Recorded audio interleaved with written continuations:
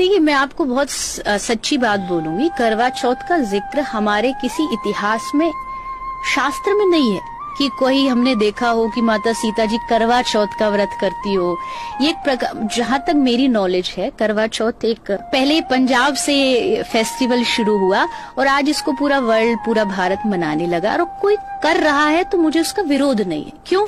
क्योंकि सबकी अपनी अपनी मान्यता, शायद होना कुछ भी नहीं है, लेकिन उसको ऐसा लगता है कि ऐसे करने से शायद उसके पति की लंबी आयु हो जाएगी। तो ठीक है, अगर आपको इससे अच्छा लग रहा है तो आप कर सकते हैं। हर हर महादेव। ये जो चलचित्र आपने देखा है, इसके पहले मैंने प्रदीप मिश्रा जी के लिए भी बनाया था। उन्होंने भी शिव पुराण के माध्यम से कहा था कि शिव पुराण में ऐसा लिखा हुआ है कि मुस्कुरा देने से या ऐसे ऐसे करने से पति की आयु बढ़ जाती है। लेकिन मैं आपको बताना चाहता हूँ, शिव पुराण में किसी भी संहिता में ऐसा नहीं लिखा हुआ है। और व्रत उपवास क्या है? व्रत उपवास क्या है कि शारीरम तपमुच्यते, शरीर के जो तप होते हैं वो व्रत उपवासों में आते हैं। अब कोई शरीर से भी तप करना चाहता है, कोई किस प्रकार से तपस्या या आराधना पूजा करता है, सभी के अलग अलग मत हैं, सभी की अलग अलग श्रद्धा होती है। जिसकी शक्ति होती है शरीर में, सामर्थ्य होता है, वो व्रत उपवास कर देता है। और किसी की किस प्रकार से रुचि रहती है धर्म कर्म करने में, अपने परिवारजनों के लिए, अपने परिचितों के लिए यदि कोई कार्य किया जा रहा है धर्म से जोड़कर, तो वो गलत नहीं है। उसमें इस प्रकार के तर्क देना बहुत ही गलत बात है। ऊंचे मंचों पर बैठकर, अभी भी आपने चलचित्र देखा है, उसमें जो कथावाचिका है चित्रलेखा जी, उन्होंने कहा है कि ये किसी शास्त्र में लिखा हुआ नहीं है कि करवा चौथ या कर्क चतुर्थी, इस प्रकार का कोई उल्लेख नहीं है। ये पंजाब से आई हुई या फिल्मों में दिखाई हुई प्रथाएं हैं जो बाद में प्रचलित हो चुकी है। स्त्रियों द्वारा इसका अनुसरण किया गया है, ऐसा चित्रलेखा जी ने कहा है। अब मैं सर्वप्रथम तो उन स्त्रियों को कहना चाहता हूं कि आप कब समझोगे? आपका भोला हृदय देखकर, आपका भोलापन देखकर, आपके हृदय में, मन में भक्ति के जो तत्व है, भक्ति की जो भावना है, उसकी अधिकता को देखते हुए ये लोग आपका फायदा उठाते हैं। आपके सामने ही, आपके ही करने वाले जो व्रत हैं, आपके द्वारा किए जाने वाले जो व्रत हैं, उनको ही आपके सामने झूठा साबित करने में लगे हुए हैं ये जो ऊंचे मंचों पर बैठे हुए हैं। देखिए, मेरा मानना क्या है, ऊंचे मंचों पर बैठना, लाखों की संख्या में पब्लिक का आना, लाखों की संख्या में उनके फॉलोअर्स वगैरह होना, इससे ये प्रमाणित नहीं होता है कि सामने वाला जो व्यक्ति है वो ज्ञानी है, भक्त है, या फिर आपको सही सलाह दे रहा है। इसका निर्णय शास्त्र करते हैं, पुराण करते हैं, वेद करते हैं। इनका निर्णय धर्मशास्त्र करते हैं कि कहाँ पर क्या लिखा हुआ है। कर्क चतुर्थी का जो है वर्णन मैं आपको प्रमाण सहित भी बताऊंगा। श्रीमद् भागवत में ज्योतिष का बहुत ही अच्छे से वर्णन है। और श्रीमद् भागवत जो महापुराण है वो 17 पुराणों का रस है। भागवत में प्रारंभ में ही कहा गया है कि श्रीमद् भागवत 17 पुराणों का रस है। 17 पुराणों का सार इस 18वें पुराण में है। श्रीमद् भागवत जो कथा करते हैं, कथावाचिकाएं हैं, जो कथावाचक हैं, वो कथा तो करते हैं किंतु उन्होंने कथा का अध्ययन नहीं किया है। यदि अध्ययन करते तो कथा का जो सार है, कथा में जो बताया गया है कि किस प्रकार से अध्यात्म के क्षेत्र में जो भ्रमित लोग हैं उनकी शंकाओं का समाधान हमें करना है। भक्ति, ज्ञान और वैराग्य किस प्रकार से प्रत्येक मनुष्य के, प्रत्येक धर्म का अनुसरण करने वाले के मन मस्तिष्क में कैसे हमें भक्ति और ज्ञान वैराग्य का प्रचार प्रसार करना है, किस प्रकार से भक्ति के मार्ग में हमें मनुष्यों को लाना है। किंतु ये स्वयं ही उलझे हुए हैं तो ये कथा कैसे कर सकते हैं? इनको कथा का भी नहीं पता है। भागवत में जहाँ जहाँ वर्णन है, जहाँ जहाँ जिन जिन गूढ़ रहस्यों का वर्णन है, उन्हें भी नहीं पता है जो आजकल कथावाचिकाएं बन बैठी हैं और कथावाचक बन बैठे हैं।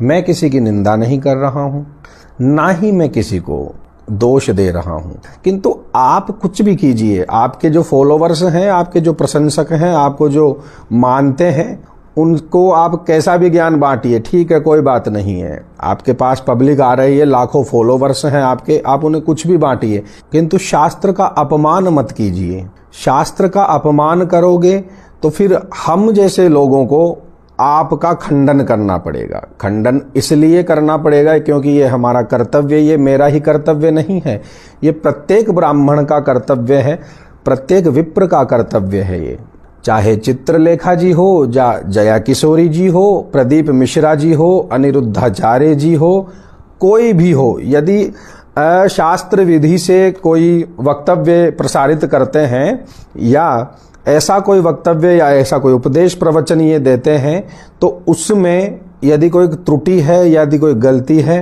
तो हमें सार्वजनिक रूप से ही बताना पड़ेगा। सार्वजनिक रूप से ही आप लोगों ने हजारों को बताया है, लाखों लोगों ने सुना है, और लाखों में से हजारों 50 हजारों लोग इस चीज को मान भी लेते हैं कि कर्क चतुर्थी काल्पनिक है और ये भ्रम फैला हुआ है। आप ऐसे ऐसे वक्तव्य देते हैं कि आप लोगों ने ना भागवत कथा पढ़ी है, पहले आपको अध्ययन की आवश्यकता है, फिर उसके बाद में आपको कथा करने की आवश्यकता है। किंतु क्या हो रहा है, अब अध्ययन करते नहीं हैं और सीधा फेसबुक, व्हाट्सएप, इंस्टाग्राम, यूट्यूब, इन पर जो रीलें आती है या कोई वीडियो वगैरह आते हैं उनको सुन लेते हैं और उनको याद कर लेते हैं, वहीं जाके मंच के माध्यम से बता देते हैं। उनमें क्या तथ्य है, क्या सत्य है, कोई पता नहीं है, जो बोल दिया सो बोल दिया। अब देखिए इसमें दोष किसका है? उन भक्तों का दोष है जो भक्ति में डूबे हुए हैं, लेकिन उन्हें ये नहीं पता है कि क्या विधि है, क्या विधान है, क्या सत्य है, क्या असत्य है, इसके करने से क्या होगा, इसके ना करने से क्या होगा, उन्हें बिल्कुल नहीं पता है। वो तो गए, भीड़ में बैठ गए, जाकर कुछ बोल रहा है तो उन महाराज ने ऐसा बोला है तो हम भी वही मानेंगे। ऐसा नहीं है भाइयों, ऐसा नहीं है सज्जनों। आप थोड़ा ध्यान दीजिए, इन कथावाचिकाओं और इन कथावाचकों के चक्कर में आने से पहले अपना विवेक भी काम में लीजिए। विवेक काम में लेने का अर्थ यह है कि क्या सत्य बोलते हैं, क्या असत्य बोलते हैं, इस पर थोड़ा ध्यान देना चाहिए। ये थोड़ा लंबा वीडियो बन जाएगा, किंतु मैं शीघ्र ही बताता हूँ आपको क्या प्रमाण है कर्क चतुर्थी के, जिसको हम करवा चौथ भी कहते हैं। नारद पुराण के अध्याय 113 में देखे लगभग, चतुर्थ्याम कार्तिके कृष्णे करकाख्यम व्रतम स्मृतम स्त्रीणामेवाधिकारोत्र तद्विधान मुदीर्यते पूजयेच्च गणाधीशम स्त्राता स्त्री समलंकृता। अर्थात ये जो व्रत है कार्तिक कृष्ण चतुर्थी को मनाया जाता है, किया जाता है, स्त्रियों द्वारा किया जाता है, और इसको कर्क चतुर्थी कहते हैं, जिसे सामान्य भाषा में करवा भी जो बनाते हैं, करवे से जो किया जाता है, इसमें विधि विधान संपन्न करवा चौथ कहा जाता है। वामन पुराण में भी एक जगह एक कथा है, इतिहास वर्णन है कि अर्जुन को भी जब पाशुपतास्त्र का जो ज्ञान था वो ग्रहण करना था, तो वो शिव जी की तपस्या के लिए चले गए थे।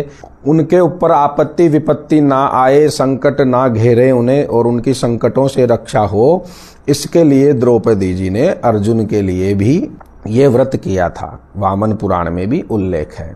तो आप थोड़ा ध्यान दीजिए, स्कंद पुराण, वामन पुराण, अग्नि पुराण, समय रहे होटलों में जब आप विराजमान रहते हो और वहां पर चाय कॉफी इत्यादि करते हो, आनंद लेते हो, हंसी ठिठोली करते हो, तब वहां पर थोड़ा सा ध्यान दीजिए। वहां पर खाली जो समय होता है उसमें पढ़िए, पढ़कर अध्ययन कीजिए, अध्ययन करके फिर सभी के सामने उसको प्रकट कीजिए जो आपका ज्ञान है। इसमें आप किसी को कोई आपत्ति नहीं है, आप आराम से कोई भी कथाएं कीजिए, कुछ भी कीजिए। जो धर्म अधर्म कुछ भी कर रहे हैं उससे कोई लेना देना आजकल किसी को नहीं है, किंतु आपका ये कर्तव्य है कि आप जिस मंच पर बैठे हैं वहां पर आपको लाखों लोग सुनते हैं, लाखों लोग मानते हैं आपकी बातें, तो वहां से ऐसा ही वक्तव्य देवें ताकि किसी का भी परलोक बाधित ना हो। इस लोक में तो वो आनंद से रहे या ना रहे वो उसके प्रारब्ध हैं, किंतु मृत्युपरांत, मरणोपरांत जब उसको कोई लोक मिले, कोई गति मिले, तो उसको सुख शांति की प्राप्ति हो, उसको नरकगामी बनाने में आप सहयोग ना करें। और जो भी है आपके सामने है, प्रमाण मैंने आपको प्रस्तुत किए हैं, इसलिए ऐसी कोई भ्रांति ना फैलाए, ना माने किसी की बात कि कर्क चतुर्थी काल्पनिक है। ये कोई काल्पनिक नहीं है। हर हर महादेव, राधे राधे। इस वीडियो को सभी को शेयर करें और सभी को बताएं, सभी की शंकाएं दूर हों। आप फॉलो भी करें, यदि यूट्यूब पर देख रहे हैं तो सब्सक्राइब करें। ये कोई मेरा खुद का प्रचार प्रसार नहीं कर रहा हूं, ऐसी जानकारियां सबके पास पहुंचे इसलिए मैं कह रहा हूं। हर हर महादेव, नारायण नारायण।